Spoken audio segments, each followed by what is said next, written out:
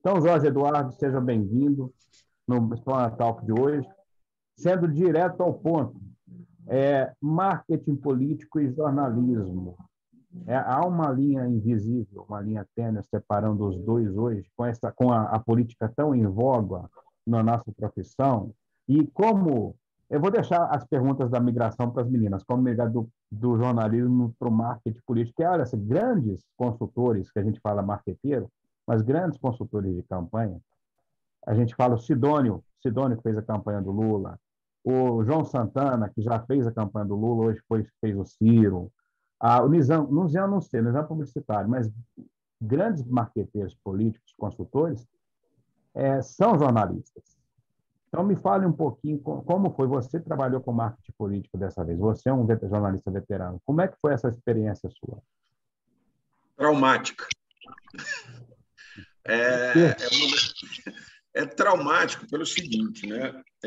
Existem coisas na nossa profissão que a gente sonha em fazer. Uma delas, por exemplo, é a Copa do Mundo, né? A gente está em época de Copa do Mundo, e Copa do Mundo é algo que boa parte dos jornalistas já sonham fazer de alguma forma. Seja porque você está acompanhando uma seleção que vai ganhar ou que pode ganhar. Inclusive, hoje, eu estou com a minha camisa da seleção brasileira, não negacionista, camisa Provax da seleção brasileira. Ou seja, porque você está ali fazendo ambiente, clima, etc. A mesma coisa, Jogos Olímpicos, eleições, etc. e tal. Eu cobri a minha primeira campanha política como jornalista em 1989, na Rádio Tupi do Rio de Janeiro. Tive a oportunidade, na época, de conversar com, exceção do Collor, todos os outros candidatos a presidente da República. O Silvio Santos eu também não conversei, mas, à exceção do Collor e do Silvio Santos, eu conversei com todos os outros candidatos a presidente da República. E confesso para vocês que esse bastidor, essa coisa de estar ali no meio da guerra política, da batalha política, da construção de eleições, eu sempre fiz do lado eleitoral, do lado jornalístico. Eu nunca tinha feito e nunca tive vontade de fazer do lado do candidato, do lado da assessoria do candidato, do lado da consultoria de comunicação, etc. E tal. E um negócio que você chega na sua vida aos 57 anos e nunca quis fazer, isso tem algum sinal aí que você tem que ler, né? Você não quis fazer aquilo porque você não se interessou por aquilo, porque aquilo deixou de pintar na sua vida por algum motivo. Por que eu digo que é traumático? Porque você conhece o que há de pior na imprensa. E isso, de fato, é um trauma grande, porque eu, como peguei uma campanha de um candidato a governo que se desenhava integrante de uma aliança, e ele acabou lançando candidatura própria, a candidatura dele acabou sendo torpedeada não pelos políticos, mas pelos jornalistas. E não pelos jornalistas. Quando eu falo jornalista, é bom a gente fazer um paralelo aqui. Ele nunca foi bombardeado pelos veículos tradicionais. Então, aqui na capital, numa eleição regional, você tem a Rede Globo, você tem o Correio Brasiliense, você tem o Jornal de Brasília, você tem o Metrópolis. Você tá sem som, Manzini, só. Desculpa. Continua sem som. Record TV. Record TV. A Record, tudo mais. Você tem o pessoal que efetivamente acompanha e acompanha eticamente. E as regras são muito claras dos chamados veículos tradicionais.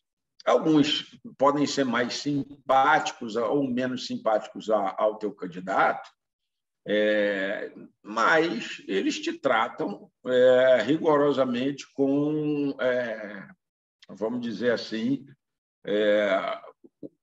algo perto do que é o tratamento jornalístico. Então, desses veículos, todos que eu citei, talvez o menos simpático à candidatura do Paulo Otávio, com quem eu trabalho como diretor de comunicação das organizações dele e como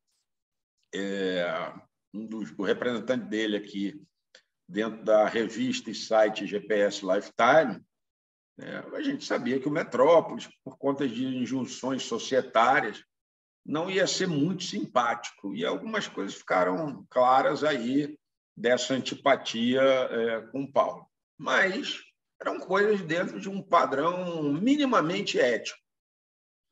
Houve uma pergunta muito complicada no debate do Metrópolis, que o Paulo se saiu muito bem, porque estava bem preparado. E isso você não pode reclamar, porque, afinal de contas, isso é do jogo. A gente fez a reclamação ali depois, porque, afinal de contas, os júris esperneantes também é para a gente, não é só para os outros, e todo mundo reclama. E época de eleição, se você está na cozinha de uma candidatura, você reclama, mas o que foi traumático é o que eu chamo de a imprensa irresponsável. Quem é essa imprensa irresponsável? No caso que a gente enfrentou aqui no DF, na eleição, essa imprensa irresponsável é composta por blogueiros. E aí vamos fazer outra separação. Nem todo blogueiro está nesse baixo nível que a gente encarou, mas por alguns blogueiros, que eu vou higienicamente não dar o nome, né? Porque quanto mais você fala de gente que não merece ser falada, mais você dá audiência para esse tipo de subcategoria do jornalismo. E alguns blogueiros resolveram partir para aquilo que eu posso chamar de o jornalismo, deixa eu escolher bem essa palavra, o jornalismo que se torna criminoso. Esses blogueiros aqui em Brasília fazem parte de um grupo, eles se associaram num grupo. Se eu fosse usar uma palavra para definir esse grupo, seria camorra, né? Uma espécie de camorra jornalística. Essa camorra jornalística ela tem alguns apoios que você pode classificar como, no mínimo, suspeitos, estranhos ou exóticos. E esses caras, infelizmente, eles não fazem jornalismo. Por exemplo, o Paulo tinha que enfrentar, na candidatura dele, uma série de questionamentos jurídicos. E esses questionamentos jurídicos fazem parte do jogo. Todos os veículos do Distrito Federal noticiaram esses questionamentos jurídicos.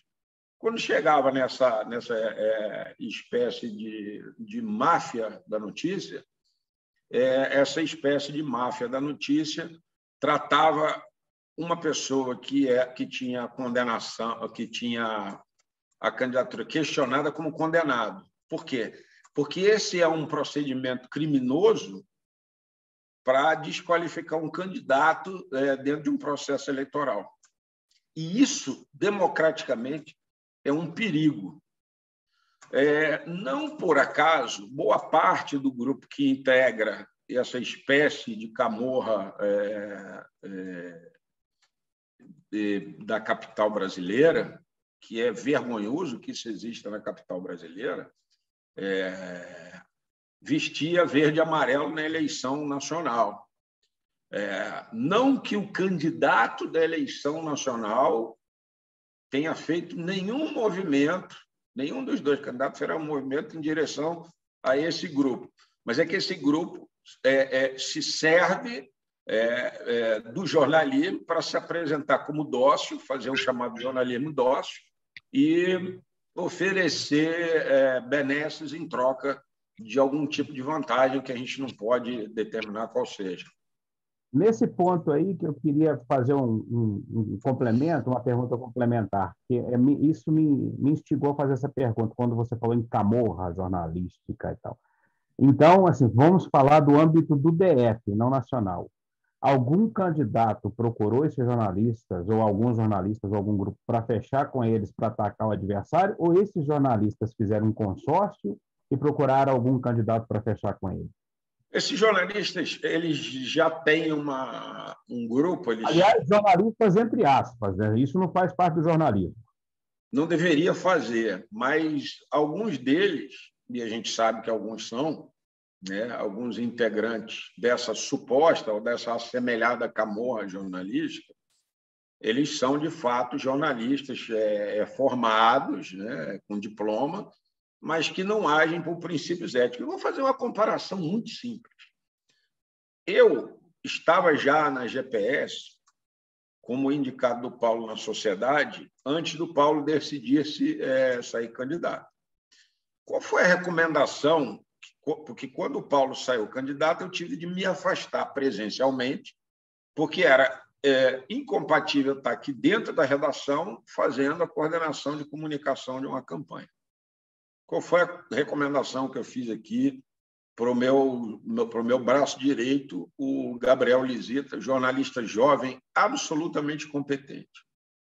Dê notícias de todos os candidatos de forma isenta, em igual espaço ao que será dado ao Paulo. Veja, eu sou o representante do Paulo Otávio dentro da sociedade GPS e passei como recomendação para aquele que era meu braço direito na política a igualdade de tratamento, mesmo eu estando me afastando da GPS, para assumir a campanha de um dos sócios da GPS.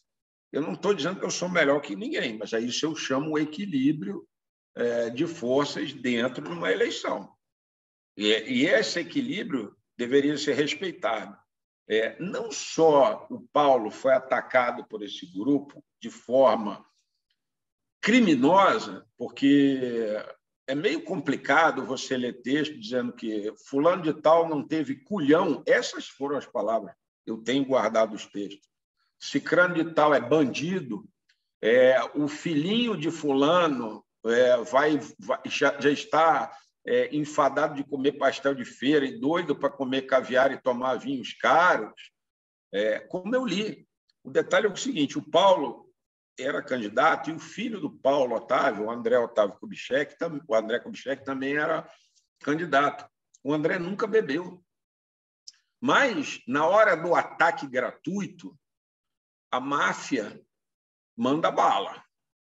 E, na hora do ataque gratuito, essa, vamos dizer assim, assemelhada camorra do jornalismo brasileiro, ela inventa fatos, ela inventa processos, ela transformou pedido de... O Ministério Público, durante a campanha, pediu que o Paulo não fosse candidato algumas vezes, né? Pediu que se analisasse o mérito. Isso é papel do Ministério Público.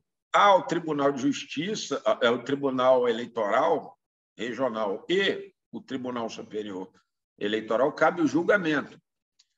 Então, entre o pedido do Ministério, muitas vezes o pedido do Ministério Público virou propositadamente, deliberadamente, estudadamente para desgastar o Paulo Otávio como candidato, uma condenação.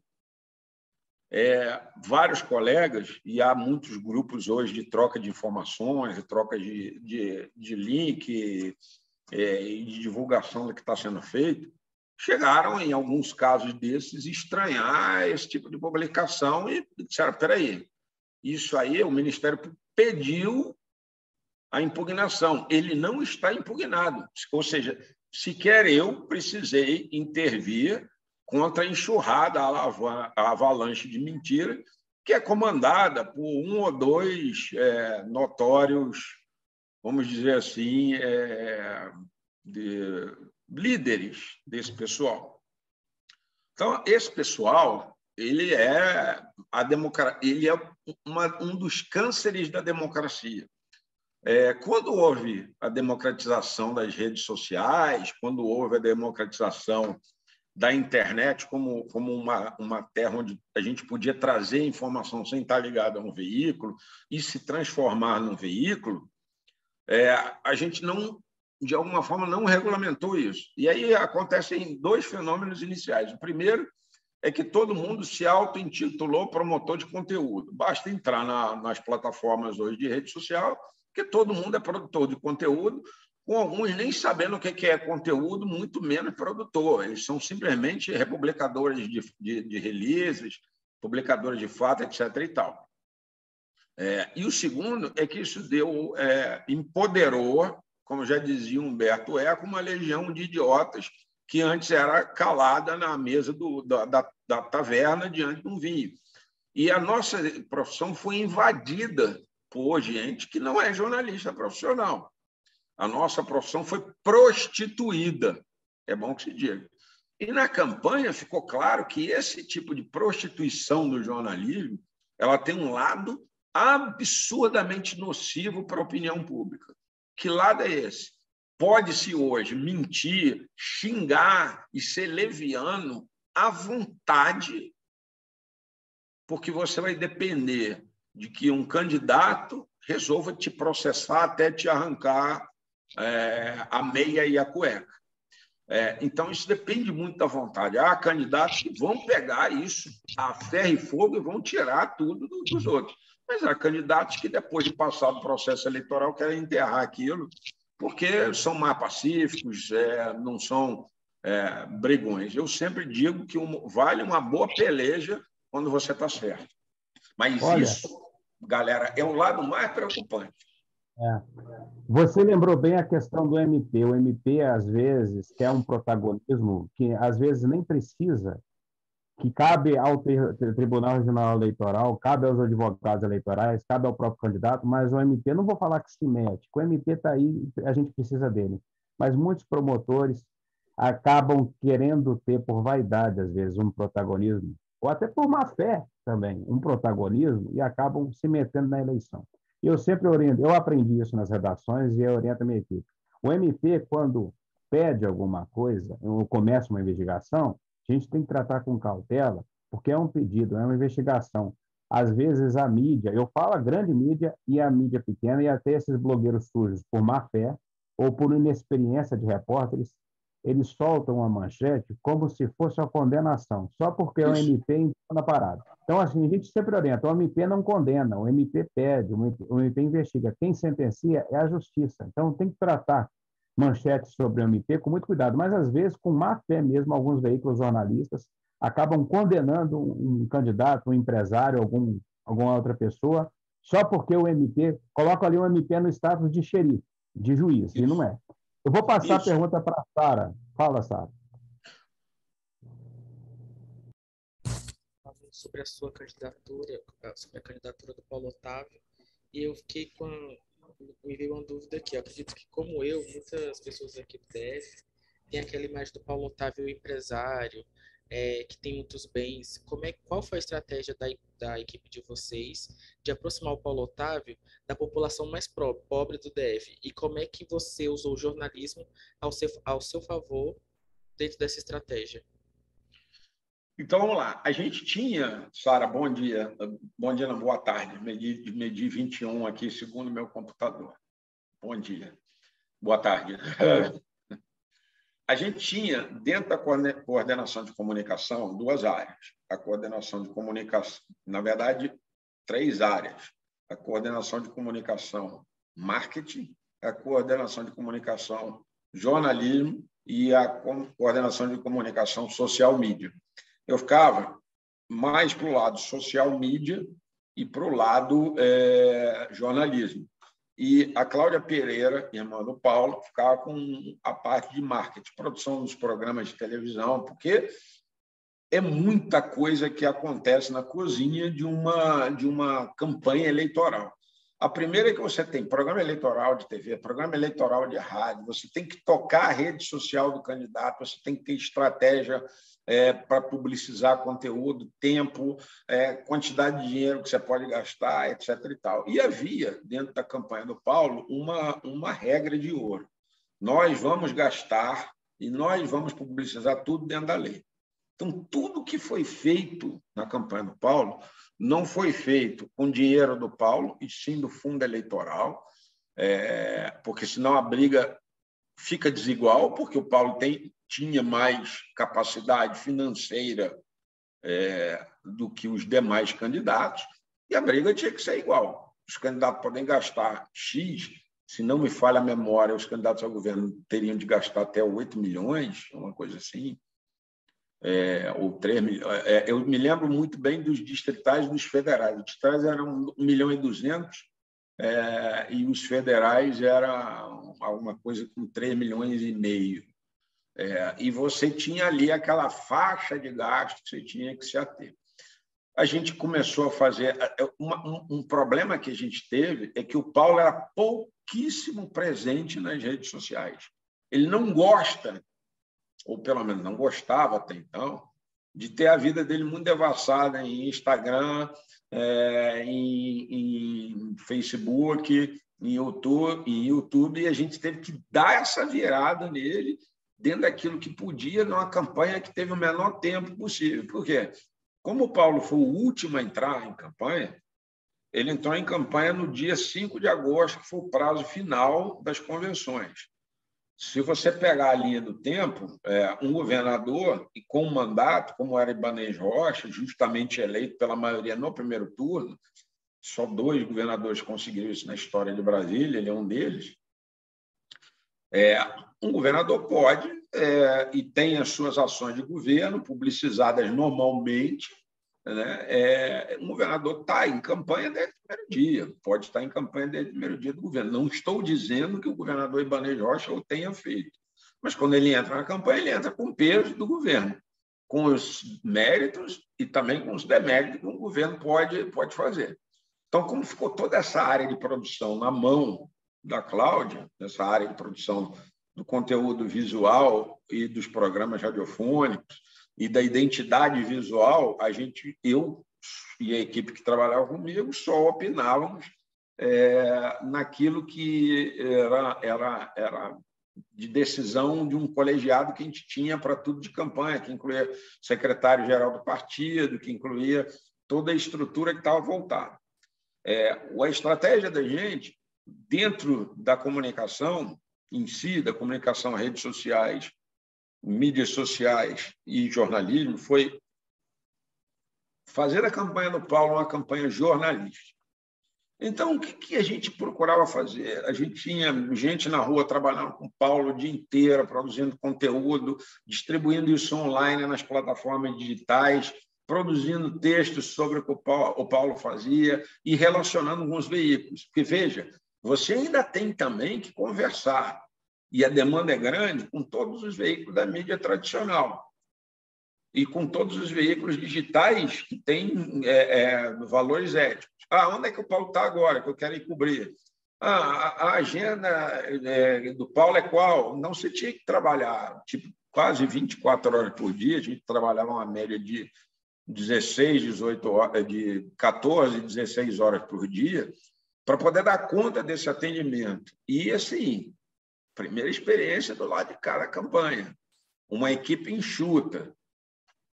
Chegar em terceiro lugar na eleição, no primeiro turno, numa eleição que foi definida no primeiro turno com uma margem pequena de votos, em que ele era o único candidato entre os 5 primeiros colocados, que não estavam identificados nem com Lula, nem com Bolsonaro, foi ótimo, porque a gente conseguiu furar uma bolha que era inacreditável. Você tinha uma polarização do lado dos bolsonaristas, que eram aqui no pleito declaradamente bolsonaristas, o governador Ibanez Rocha, a zebra chegou em 4º lugar, o Coronel Moreno, você ainda tinha o Isalcia, 5º colocado, paquerando ali, e você tinha o Leandro Graça, 2º colocado, e a Leila, 4ª colocada, mais identificada com Lula. O único que nunca disse qual era o candidato era o Paulo. Isso atrapalhou um pouco a campanha? É inegável. Numa eleição polarizada, você não ter candidato atrapalha. Mas nós construímos, e isso era uma estratégia que a gente tinha construído. Se no Brasil não tem terceira via, no Distrito Federal, o Paulo é a terceira via. Porque isso precisa ser construído democraticamente, porque senão nós vamos ter problemas nas próximas eleições. Tem que construir nos estados, nos municípios e na União, terceira via, porque senão nós vamos ficar sempre reclamando, mas só tem esses 2 candidatos. E sempre vamos ter que votar em só 2 candidatos de um lado ou de outro. Jorge, eu vou passar a pergunta para a Carolina agora. A gente tem menos de 10 minutos. Estou vendo aqui o aviso. Carolina, seja sucinta na pergunta. Jorge também na resposta. Obrigado. Combinado. Ok. Boa tarde, Jorge. Sou a Carolina.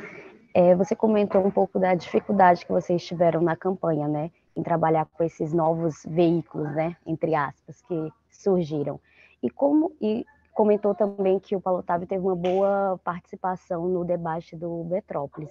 Como vocês, né, na campanha, trabalharam essa media training e como trabalhar em futuras campanhas, como que a equipe de comunicação deve trabalhar isso para não só, hoje em dia, trabalhar com os veículos tradicionais, mas também tentar com esses novos veículos que andam surgindo, né? Bom, o grande problema do caso do Paulo, sendo bem rápido nisso, é que o Paulo nunca desenvolveu mídia social. Então, a gente precisou tirar o Paulo do 0 para o número que fosse possível.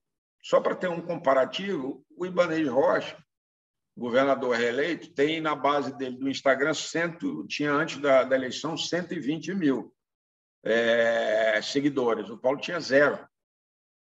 Então, a gente teve que construir uma audiência e foi meio recorde, porque a gente conseguiu 10% do público do Ibanez em 45 dias. Construir isso, 45 dias. Claro que teve a verba de financiamento de campanha que podia ser usada para essa construção de audiência. Construir isso num prazo tão curto, para a gente, hoje, é um case para a gente levar para dentro da companhia, para dentro das empresas das companhias, mostrando a gente o que a gente pode conseguir agregar de audiência nas redes sociais. O relacionamento com a imprensa clássica, né? Rádio, televisão, jornal e portais de alta credibilidade, ele precisava ser atendendo à agilidade e às demandas de cada um. Porque, veja, a Globo estabelece as regras dela. Pela regra dela, as pesquisas delas são os orientadores para quem ela vai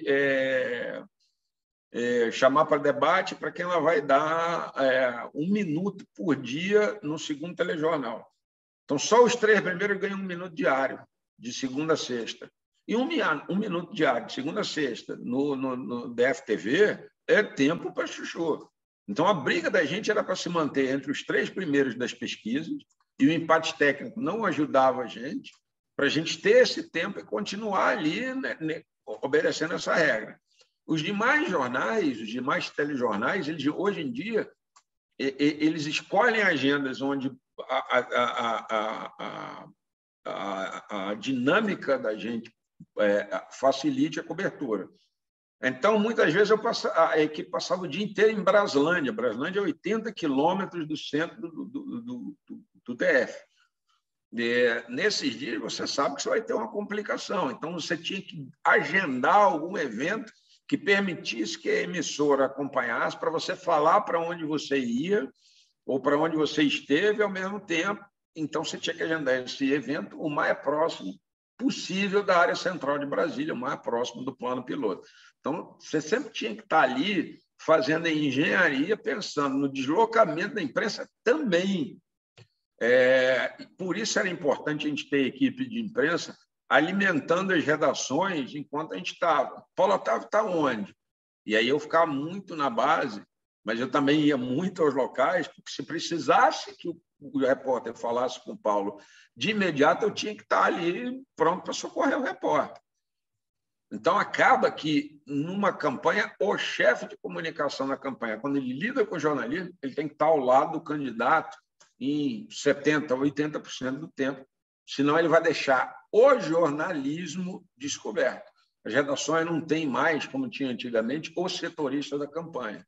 As redações Jorge, desculpa te cortar. E o treinamento do Paulo, o treinamento você com ele, ou então da equipe com ele, para ele, o jeito dele falar na TV, de se pronunciar na TV, de se postar, né? Isso. O treinamento com o Paulo, ele era feito, a gente fazia sempre um preparo nos debates, e nas entrevistas a gente sempre fazia como se fosse um coletivo apronto de futebol. Bota o time e vamos enfrentar o que é mais difícil. E, assim, uma coisa que você observa é que algumas pessoas de dentro da estrutura de campanha têm medo de fazer pergunta difícil.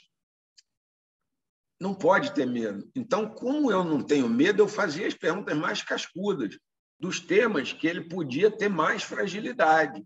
Porque é isso que você precisa defender. Se eu sou candidato e o Leandro Mazzini é candidato, e eu sei que o Leandro Mazzini tem uma fragilidade num determinado ponto, é aí que, se cair uma pergunta livre, eu vou perguntar.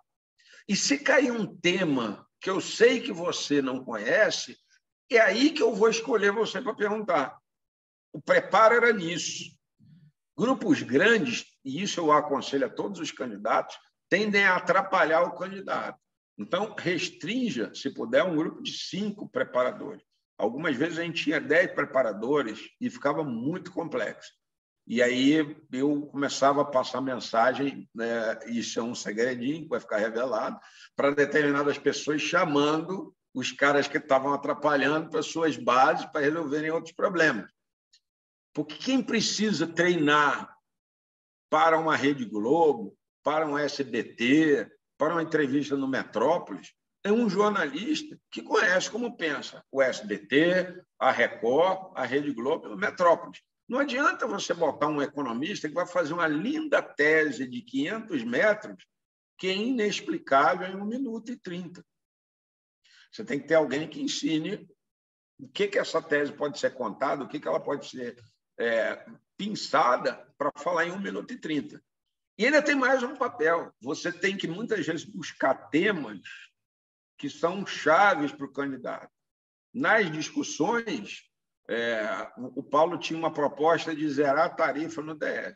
Eu fiz um extenso estudo de locais onde a tarifa zero já foi implantada no Brasil e no mundo. E isso virou um dos temas mais importantes de campanha, porque quando eu fiz o estudo, eu dei base para ele. Na capital da Estônia não tem tarifa, em Dunkerque, na França, não tem tarifa, em Estrasburgo está no caminho de não ter tarifa, Maricá, no Rio de Janeiro, não tem tarifa. Então, ele tinha... E aí a pesquisa jornalística é importante, você vai pesquisar com critério, lugares, formas, experiências de como isso funcionava e como chegar lá. Então, quero te agradecer a sua presença hoje no nosso Plano Natal, que passa rápido, viu? Já se Eu falo muito. Não, não é isso. Também assim, a gente vai trocando experiências, né? Você vai dando bons temas. Não é que você fala muito, não. Você enriquece a conversa com detalhes. Isso é importante. Isso a gente aprende muito com isso. Eu tenho certeza que quem assistir futuramente o seu vídeo vai aprender muito. Quero te agradecer a sua atenção hoje e deixar a fila andar e ver você daqui a pouco, daqui a alguns meses, de novo com a gente aqui, tá?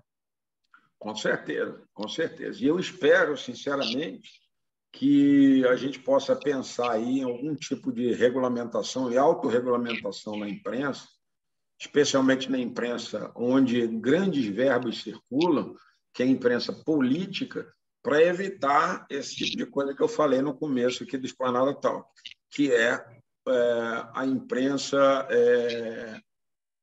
que muito se assemelha à Camorra. Ok, vamos trabalhar isso. A gente vai acompanhar a situação e vamos ver como é que isso vai surgir no debate. Abraço, Jorge. Obrigado por tudo, tá? Obrigado a vocês todos. Tchau. Valeu.